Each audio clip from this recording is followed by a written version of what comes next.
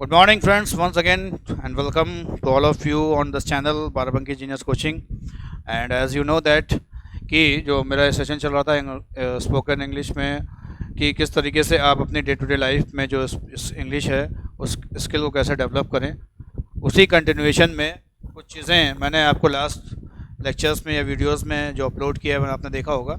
और आज का जो सेशन है, मैंने आपसे कहा था कि दो तरीके से आप अपने आप को इम्प्रूव कर सकते हैं। एक तो जो सेंटेंसेस आप अपने डे टू डे लाइफ में बोलते हैं उसमें आप हिंदी से इंग्लिश उसे आप ट्रांसलेट करने की एबिलिटी अगर आपके अंदर आ जाए, और डे टू डे लाइफ में जो वोकेबलरीज होती है यानी कि जिन वर्ड्स का हम यूज़ करते हैं, अगर उन वर्ड्स को हम इंग्लिश में यूज़ करना सीख जाएं तो अंग्रेज़ी का जो है एक नेचुरल फ्लो जिसको हम लोग कहते हैं, जैसे हिंदी बोलने के लिए हमें सोचना नहीं पड़ता है, हमारे पास शब्दों की कमी नहीं है, वी कैन मेक सेंटेंसेस, यानी कि हम एक के बाद दूसरा सेंटेंस बना पाते हैं, उसका स्ट्रक्चर हमारे पास होता है।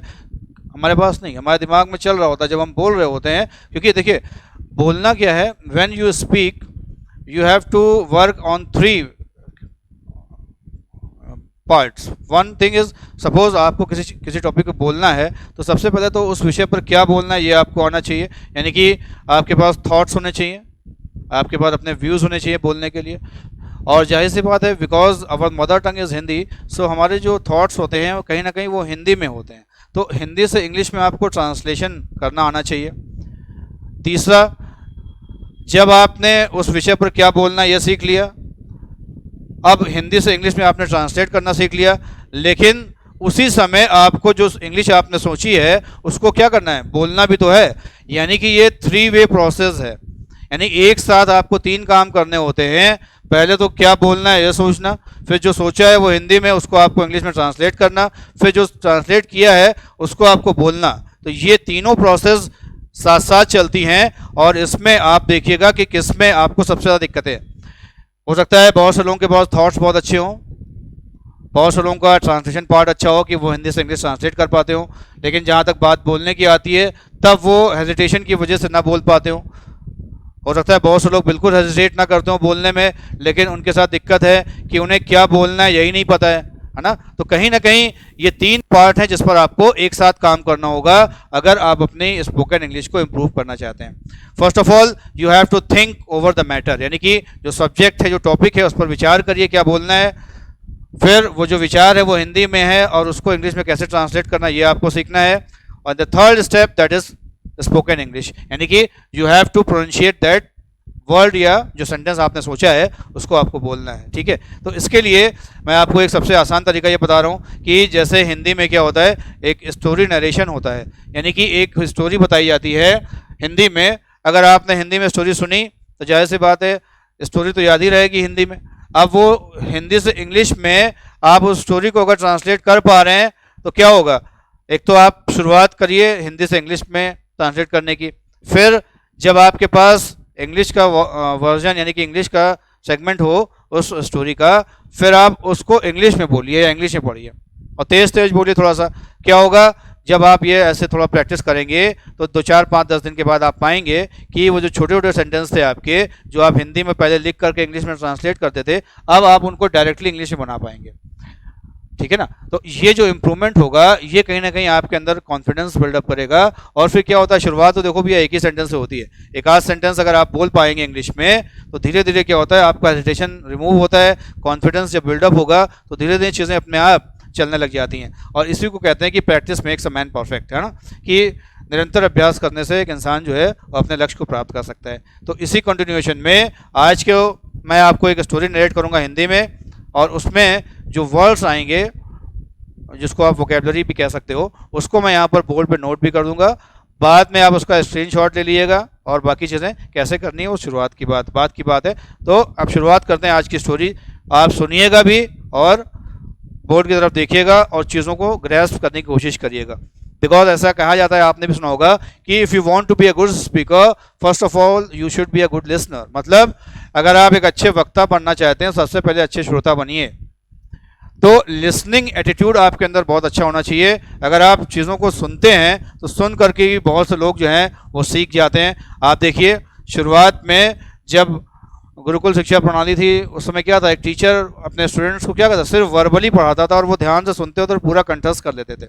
तो इस प्रोसेस को साइंटिफिकली प्रूव्ड है ये प्रोसेस, हाँ, कि अगर आप सुनेंगे ध्यान से तो सुन करके बहुत सारी चीज़ें आप ऐसे ही सीख जाएंगे बिना लिखे या बिना किसी और चीज़ का इस्तेमाल किए हुए। ठीक है, तो शुरू करते हैं आज आपका सेशन। एक बार की बात है, इसको स्टोरी में क्या कहते हैं? वंस। एक बार की बात है, वंस या वंस अपॉन अ टाइम। ठीक है, एक लड़का था, देयर वॉज, अब देयर वॉज अ बॉय। अब ये सेंटेंस कहां से बन रहा है इसको आप सोचिए।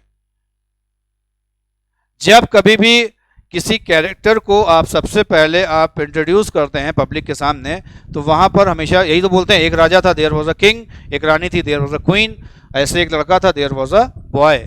तो देयर यहां पर इंट्रोडक्टरी देयर के रूप में काम करता है, देयर वॉज अ बॉय। ठीक,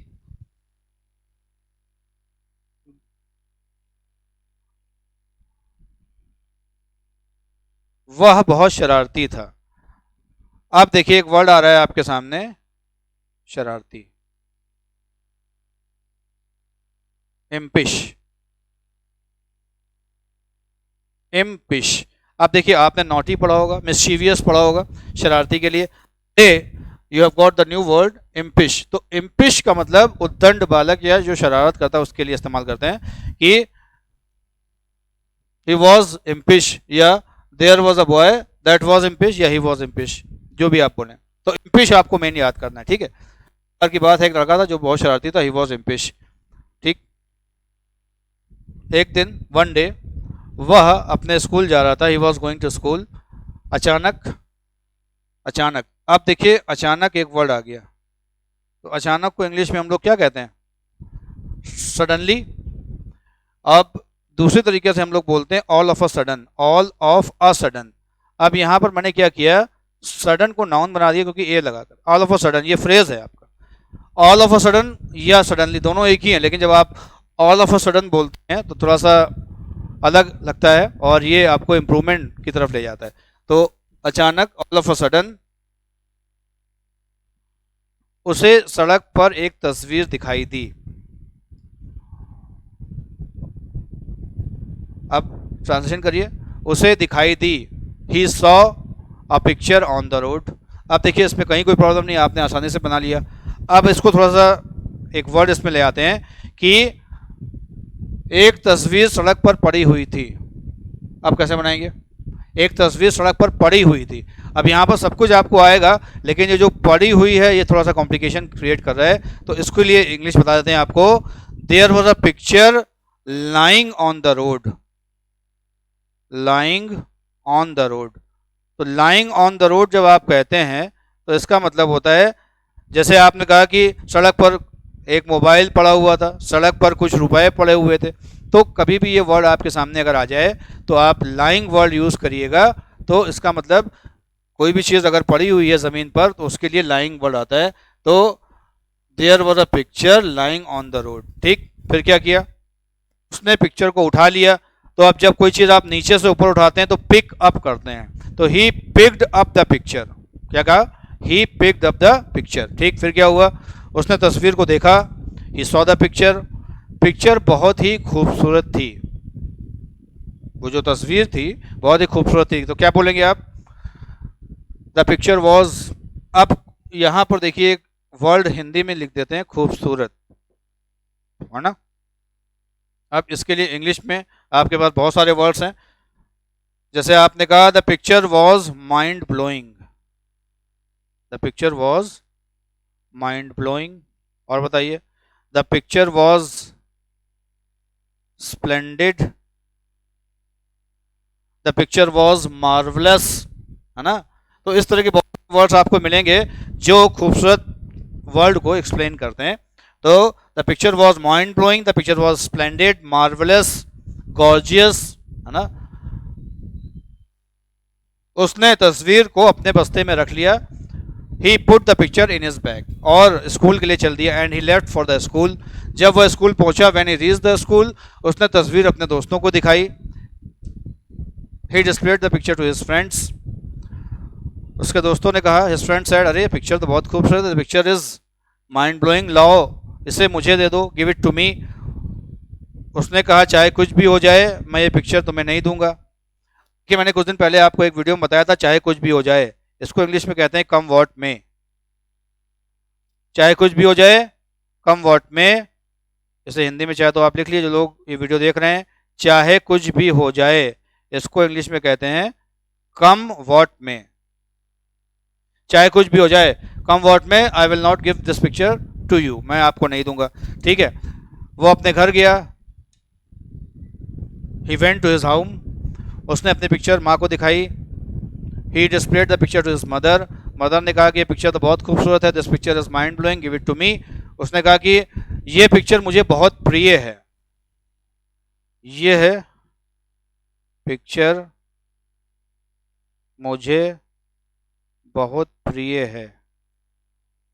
अब देखिए, ये सेंटेंस अक्सर हम लोग हिंदी में बोल देते हैं कि ये मोबाइल मुझे बहुत पसंद है, ये ड्रेस मुझे बहुत अच्छी लगती है, या ये ड्रेस मेरे लिए बहुत ही प्रिय है।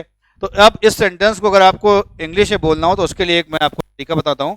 आप ऐसे बोलिए, this picture is dear to मी।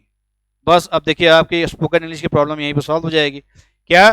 कि ये पिक्चर मुझे बहुत प्रिय है, this picture is dear to me. ये मोबाइल मुझे बहुत पसंद है, this mobile is dear to me. हाँ, ये ड्रेस मेरी बहुत पसंदीदा है, this dress is dear to me. तो ये सेंटेंस आपके साथ हमेशा के लिए काम आएगा जब तक आप इंग्लिश बोलना चाहेंगे। जब कभी भी ये सेंटेंस आएगा आपके दिमाग में, तो ये सेंटेंस इंग्लिश में क्या होगा? This picture is dear to me का मतलब ये पिक्चर मुझे बहुत प्रिय है। ठीक, वह रात भर सो नहीं सका, he could not sleep the whole night. वह बहुत परेशान था। अब देखिए, इसमें एक वर्ड आया है परेशान। बताइए भाई, आप सब जानते हैं परेशान वर्ड ये बहुत इंग्लिश में आसान वर्ड है। वरी आप कहते हैं, डिस्टर्ब कह देते हैं, डिस्टर्ब्ड है, वरीड है। बट में स्पोकन इंग्लिश के साथ साथ कॉम्पिटिटिव इंग्लिश सीख रहे हैं, तो यहाँ पर लिखिएगा पजल्ड। वह बहुत परेशान था, ही वॉज पजल्ड, या HAGGARD, हैगर्ड। हैगर्ड का मतलब भी परेशान व्यक्ति के लिए आता है।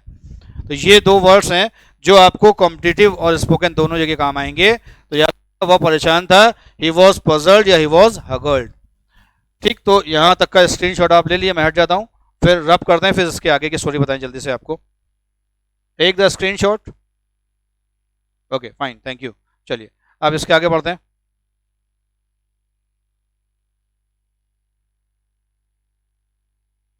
नेक्स्ट डे, अगले दिन वह अपने स्कूल जा रहा था। He was going to his school. रास्ते में उसे एक साधु मिलते हैं या मिले। ऑन द वे, देखिए रास्ते में कभी भी इन द वे या इन द रोड ना बोलिएगा। रास्ते में की इंग्लिश हमेशा क्या होती है? ऑन द वे। जैसे आप कहें कि मैं अपने घर जाने के रास्ते पर था, I was on the way to my home. मैं अपने स्कूल जाने के रास्ते पे था, I was on the way to my school. मैं अपने ऑफिस जाने के रास्ते पे था, I was on the way to my office. तो रास्ते में के लिए कभी इन द वे या इन द रोड नहीं होता है, ऑन द वे या ऑन द रोड बोलिएगा। ठीक, तो he was on the way to his school. अचानक, ऑल ऑफ अ सडन, उसे एक महात्मा या उसकी एक साधु से मुलाकात हो गई। अब यहाँ पर एक वर्ड है मुलाकात होने की, मीट की मेट कर देंगे सेकंड फॉर्म। लेकिन यहाँ पर एक वर्ड मैं आपसे पूछ रहा हूँ कि अचानक मुलाकात हो गई, जैसे पहले से तय नहीं था कि मिलेंगे, तो इस तरह की मुलाकात के लिए कौन सा वर्ड यूज करेंगे जरा बताइए। अचानक उसकी साधु से भेंट हो गई। देखिए, अचानक मुलाकात होने के लिए मैं यहाँ हिंदी में लिख देता हूँ, अचानक मिलना। इसको इंग्लिश में कहते हैं कम अक्रॉस। कम अक्रॉस, जिसको आप कहेंगे meet by chance. Meet by chance, by chance मुलाकात होने को कहते हैं कम अक्रॉस। और सेकंड फॉर्म हो जाएगी केम अक्रॉस। तो आप लिखिए ही केम अक्रॉस अ सेंट। अचानक साधु से उसकी मुलाकात हो गई। साधु ने उससे पूछा, द सेंट आस्क्ड हिम, तुम बहुत परेशान दिखाई दे रहे हो, या तुम बहुत ही उदास दिखाई दे रहे हो। परेशान, उदास, बुझे बुझे से दिखाई दे रहे हो, ऐसा वर्ड आप बोलते हैं जब आप किसी को बहुत ही निराश और हताश पाते हैं। बताइए इसको इंग्लिश में कैसे कहेंगे कि तुम बहुत ही परेशान लग रहे हो। चलिए, इसके लिए निराश या हताश वर्ड जो होता है, इसके लिए एक वर्ड है disappointed. Why do you look disappointed, why do you look haggard. अभी इससे पहले जो आपने हगार्ड वर्ड यूज किया था वो कर सकते हैं। उसने कहा मेरी एक समस्या है। द बॉय सेड मेरी एक समस्या है, यानी कि मैं एक समस्या रखता हूं। आई हैव अ प्रॉब्लम, सब लोग यही कहेंगे, लेकिन यहां पर मान लिया आपको एक नया वर्ड चाहिए, समस्या, या मेरी एक परेशानी है। भाई परेशान आदमी है तो उसके पास परेशानी होगी, तो क्या कहेगा, मेरी एक परेशानी है। अब परेशानी के लिए क्या वर्ड है, I have a ट्राउमा, TRAUMA।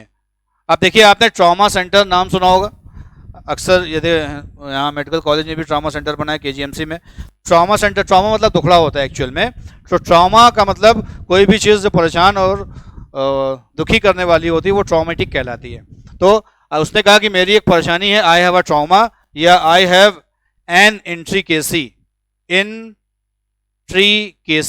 Intricacy का मतलब उलझन होती है, जो चीज़ लगातार आपको परेशान करती रहती है उसके लिए वर्ड यूज़ करते हैं इंट्रिकेसी।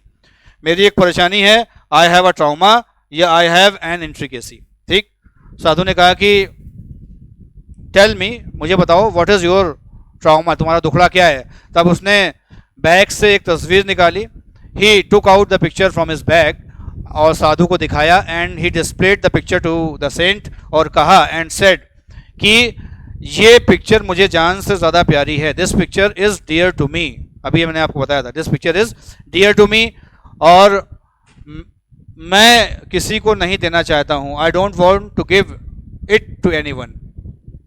साधु ने कहा नो प्रॉब्लम, कोई समस्या नहीं है, मेरे पास तुम्हारी परेशानी का हल है, मेरे पास तुम्हारी समस्या का निदान है। तो मेरे पास तुम्हारी समस्या का उपाय या समस्या का हल है। आप बताइए कैसे कहेंगे, मेरे पास तुम्हारी समस्या का सोल्यूशन है, ऐसे बोलते हैं आप। तो सोल्यूशन तो स्पोकन इंग्लिश में चल जाएगा, पर so far as competitive English is concern, यहाँ पर आपको बोलने पड़ेगा I have panacea of your problem. अब देखिए ये वर्ड अगर आपने याद कर लिया तो बहुत अच्छी अंग्रेजी हो जाएगी आपकी, पेनिशिया, PANACEA। पेनिशिया का मतलब रामबाण होता है, यानी कहते हैं ना कि हर एक मर्ज की जो दवा होती है उसे पेनिशिया कहा जाता है। तो I have panacea of your trauma, मेरे पास तुम्हारी समस्या का हल है। एक काम करो, जस्ट डू वन थिंग, अपनी आंखें बंद करो। नहीं, उसने सबसे पहले कहा कि तस्वीर को देखते रहो, देखते रहो, देखते रहो, keep on watching the picture, या keep on looking at the picture. लड़के ने वैसा ही किया, द बॉय डिड सो। फिर साधु ने कहा कि अपनी आंखें बंद करो, क्लोज योर आइज। उसने अपनी आंखें बंद कर ली, ही क्लोज हिज आइज। और साधु ने उससे पूछा, साधु आस्क्ड हिम, एक बात बताओ, टेल मी वन थिंग, क्या तुम्हें पिक्चर दिखाई दे रही है, क्या तुम्हें पिक्चर दिखाई दे रही है, do you get the picture. उसने कहा कि मुझे पिक्चर दिखाई तो दे रही, लेकिन कुछ धुंधली धुंधली दिखाई दे रही है, अस्पष्ट। तो यहाँ पर एक वर्ड आपको देते हैं, कोई भी चीज़ अगर धुंधला है, धुंधला या अस्पष्ट है, अस्पष्ट, इसको हेजी कहते हैं, है ना, ऑब्सक्योर कहते हैं। I got a hazy picture, या ऑब्सक्योर, धुंधले को ऑब्सक्योर कहते हैं, विच इज नॉट क्लियर, जो स्पष्ट ना हो।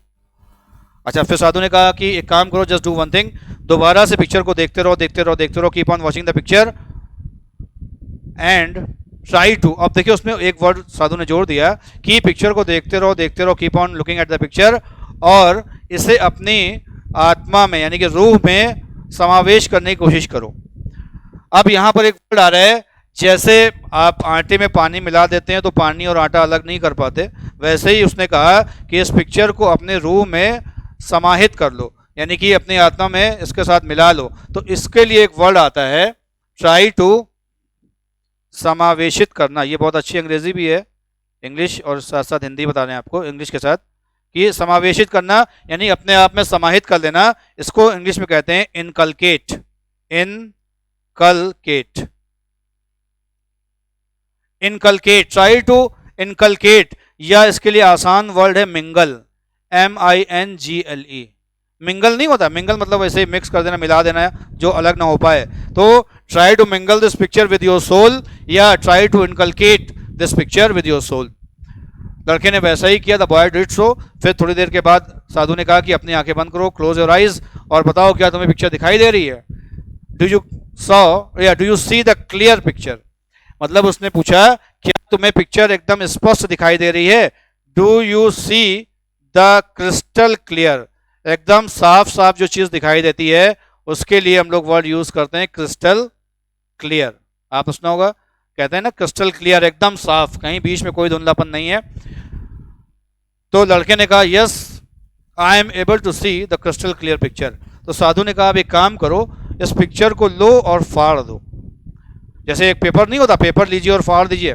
तो इंग्लिश में टीयर होता है, टीयर। टीयर की सेकंड फॉर्म होती है टोर, याद रखिएगा।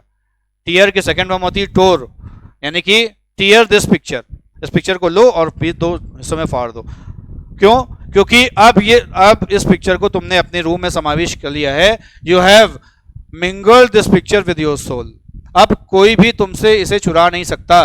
Nobody can steal you this picture from you. साधु ने कहा now you have overcome with your problem, यानी कि अब तुम अपनी समस्या से बाहर आ चुके हो। और याद रखो and remember one thing, if you want to get success in your life you have to mingle with your target, यानी कि तुम्हें अपने लक्ष्य को देखना होगा, लक्ष्य को अपने साथ समाहित करना होगा, और ऐसा अगर आपने कर लिया then you will achieve the target. ठीक है भाई।